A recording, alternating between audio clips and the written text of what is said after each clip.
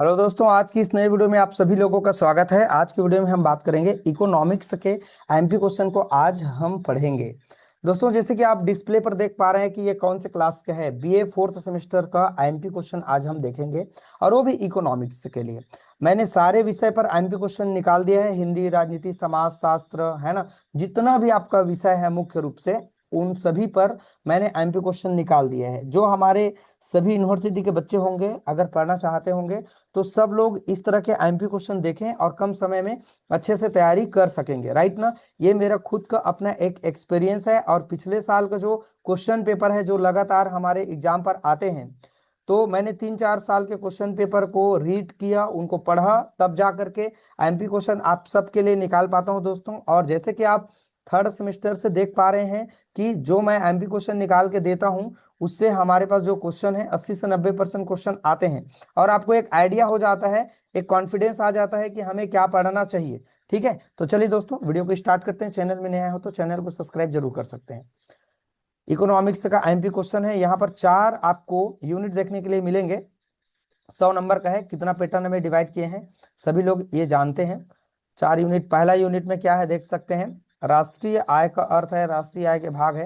ये सब चीज आप वीडियो को थोड़ा रोक रोक के पढ़ सकते हैं। दूसरा यूनिट है, ये तीसरा यूनिट है और ये लास्ट है, चौथा यूनिट। और यहाँ पर ये नंबर कैसे डिवाइड किए गए हैं, जैसे कि आप पहला सेम से दिलाते आ रहे हैं, सेम वही है और कुछ भी इसमें कोई परिवर्तन नहीं किया गया है। दोस्तों, यहाँ पर जो पहला यूनिट है, शॉर्ट क्वेश्चन आप अपने हिसाब से तैयारी करेंगे तो यहाँ पर मुख्य मुख्य जो चीजें हैं आप खुद जब लॉन्ग देखेंगे तो लॉन्ग से ही आपका शॉर्ट हो जाएगा ऑटोमेटिकली।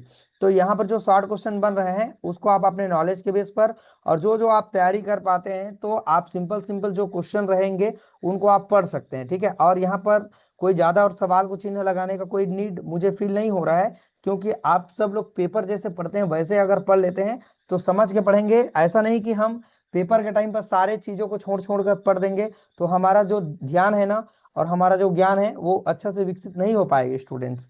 तो हमको एक चीज करना पड़ेगा, जो लघुत्तरी प्रश्न है उनको अपने ध्यान लेकर के पढ़ना पड़ेगा। ठीक है, देखते हैं। यहाँ पर दीर्घ उत्तरी प्रश्न है और दीर्घ उत्तरी प्रश्न में भी आप लोगों का जो शॉर्ट क्वेश्चन है मैक्सिमम सॉल्व हो जाएगा। ठीक है, तो पहला सवाल जो बन रहा है आईएमपी है, राष्ट्रीय आय की परिभाषा देना है और इस संदर्भ में मार्शल, पिंगू और फिशर के विचारों को बताना है। तो ये पहला सवाल आईएमपी बन रहा है। दूसरा सवाल भी महत्वपूर्ण है, राष्ट्रीय आय क्या होते हैं, इनको हम पूरा कैसे समझते हैं, इनके घटक क्या क्या हैं, इनको हम पढ़ेंगे। तीसरा सवाल आईएमपी है, ये बहुत बार आया है, देख सकते हैं।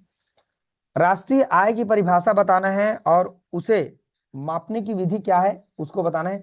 सबसे एमपी सवाल यही बन रहा है, इसको कोई भी स्टूडेंट्स नहीं छोड़ेंगे। ओके, अब स्टूडेंट्स यहाँ पर जो चौथा सवाल है हमारे लिए आए हैं बहुत बार, देख सकते हैं कौन कौन यूनिवर्सिटी में आए हैं। बिलासपुर यूनिवर्सिटी और रविशंकर यूनिवर्सिटी वाले बच्चे पढ़ेंगे और दूसरे यूनिवर्सिटी वाले बच्चे इसको मत पढ़ना।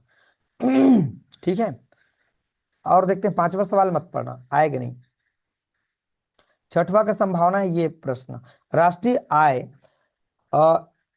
लेखांकन क्या होते हैं, इसके महत्व क्या है, इसको बताना है। और एक सवाल और पढ़ेंगे, आठवां सवाल, आय के चक्रीय प्रवाह की अवधारणा क्या है, इनको बताना है। तो 1, 2, 3, 4 प्रश्न, 5, 6 प्रश्न आपको पढ़ना है। पहला सवाल आप लोग एक बार जरूर देख लेना, दुर्ग यूनिवर्सिटी, रविशंकर, सब यूनिवर्सिटी में सवाल आए हैं, पूछने की संभावना है, पढ़ लेंगे। तीसरा को मत ही छोड़ना, छोड़ना बिल्कुल भी नहीं है इसको। चौथा को एक बार नहीं पढ़ेंगे कोई दिक्कत नहीं है, लेकिन इधर को आपको पढ़ना पड़ेगा। अब चलते हैं दूसरा यूनिट में। दूसरा यूनिट का सेंस क्या है, ये रोजगार और उपभोग फलन के ऊपर आधारित यहाँ पर चैप्टर है, यूनिट है। तो यहाँ पर जो शॉर्ट क्वेश्चन है जितना आप पढ़ पाते हैं स्टूडेंट आप पढ़ना, और जितना को आप नहीं पढ़ पाएंगे उनको साइड में रख दीजिएगा। ठीक है, तो कोई कठिन नहीं है बीए के लिए। यहाँ आपको टोटल सवाल देखने के लिए मिलेंगे 12 प्रश्न आपको देखने के लिए मिलेंगे, लेकिन 12 में आपको पढ़ना है सिर्फ 7 या 8 प्रश्न। देखते हैं यहां पर, ये पहला सवाल, रोजगार की प्रतिष्ठित सिद्धांत क्या है बताना है, पढ़ लेना है। स के बाजार नियम, ये आपको शॉर्ट में भी मिलेंगे, पढ़ लेंगे। आपका 7-8 प्रश्न, एक काम करना आप लोग, पहले आप लोग ना जो लॉन्ग क्वेश्चन है ना उनको पढ़ना, लॉन्ग से जो जो प्रश्न आपका शॉर्ट में हो जाएगा फिर उनको छोड़ देना, फिर जितना बच जाएगा 2-4 प्रश्न पढ़ लेना। यही तरीका रहता है एक विद्यार्थी के पास। स्मार्ट बच्चा ऐसे ही पढ़ता है, पहले लॉन्ग को कवर करेगा, लॉन्ग से फिर आपका शॉर्ट कवर हो जाएगा, फिर जो जो छूट जाएगा उनको शॉर्ट में कर लेगा, बस हो गया, कोई दिक्कत नहीं। फिर बहुत अहम भी है तीसरा सवाल, कीन्स के रोजगार सिद्धांत की आलोचनात्मक व्याख्या करना है, तो ये सवाल आप पढ़ेंगे। चौथा सवाल बहुत ज्यादा एमपी है, उपभोग फलन से क्या समझते हैं, उपभोग फलन की निर्धारित करने वाले तत्व क्या है बताना है, बहुत ज्यादा एमपी है दोस्तों, पढ़ लेना। पांचवा, उपभोग फलन से क्या समझते हैं, फिर वही आ गया, आधा क्वेश्चन आंसर तो वही मिल जाएगा। और छठवा भी पढ़ लेंगे, ये आप सातवां भी पढ़ लेंगे। और स्टूडेंट्स आप लोगों को पढ़ना है त्वरक की अवधारणा, ये प्रश्न मत पढ़ना, नौवां भी मत पढ़ना, 10वां पढ़ना। और सबसे एमपी है 11वां सवाल, पूंजी की सीमांत कुशलता से क्या समझते हैं, ठीक। तो ये 11वां सवाल पढ़ेंगे, और समय अगर रहेगा तो लास्ट प्रश्न बार बार पढ़ सकते हैं, बाकी और ज्यादा नीड नहीं है पढ़ने का। अगला यूनिट है शॉर्ट क्वेश्चन, फिर आप कवर करेंगे लॉन्ग से। लॉन्ग का पहला सवाल बहुत ज्यादा एमपी है, अंतरराष्ट्रीय व्यापार तथा अंतर क्षेत्रीय व्यापार से क्या समझते हैं, बहुत बार ये सवाल पूछा गया है, अच्छा है, पढ़ना ही पढ़ना है आप लोगों को। दूसरा सवाल, अंतरराष्ट्रीय व्यापार के तुलनात्मक लागत सिद्धांत की आलोचनात्मक व्याख्या करना है, बहुत ज्यादा एमपी है दोस्तों। और ये भी सवाल आप बिल्कुल पढ़ ही लेना है ना, हेस्चर और ओहलिन की सिद्धांत क्या है ये पढ़ना ही है। और प्रशुल्क अवधारणा पढ़ना है भाई। यहाँ पर जो प्रश्न बन रहे हैं ना, भुगतान संतुलन से क्या समझते हैं, ये प्रश्न आपको पढ़ना है, बस इतना ही पढ़ना है स्टूडेंट्स। और छठवां सवाल आपको नहीं पढ़ना है, बस कुल मिला के मैंने कितना चिन्ह लगवाया, 2, 4, 5 प्रश्न मैंने चिन्ह लगवाया, 5 से आपका शॉर्ट भी 5 हो जाएगा ना, ठीक है। और बाकी चीजें और कवर कर लेंगे, कोई टेंशन नहीं है, पढ़ना पड़ेगा, थोड़ा ज्यादा सवाल बनता है इसमें बीए वाले में। मुद्रा एवं बैंकिंग, ठीक है, तो मुद्रा और बैंकिंग से लेकर के सवाल जो बनेंगे शॉर्ट क्वेश्चन फिर वैसे कर लेंगे।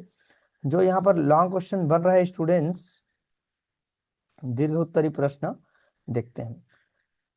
यहाँ पर मुद्रा की खोज ने मानव जीवन और व्यापार को किस प्रकार से प्रभावित किया है, चिन्ह लगा लेना है आपको।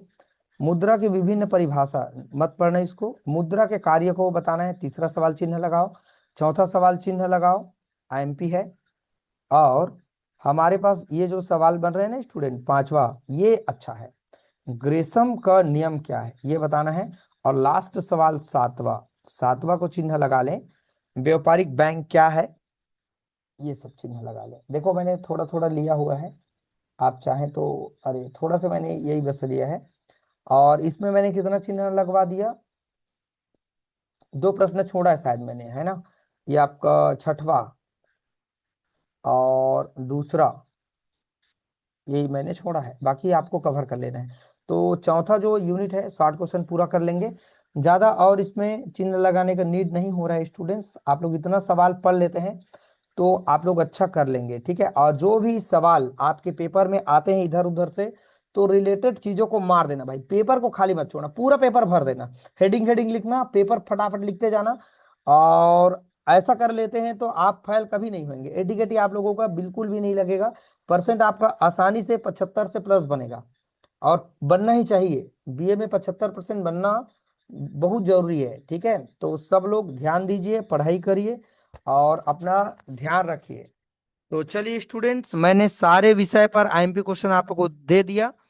आप लोगों का जो मुख्य विषय है हिंदी, राजनीति, समाजशास्त्र, सब पर आईएमपी दे दिया।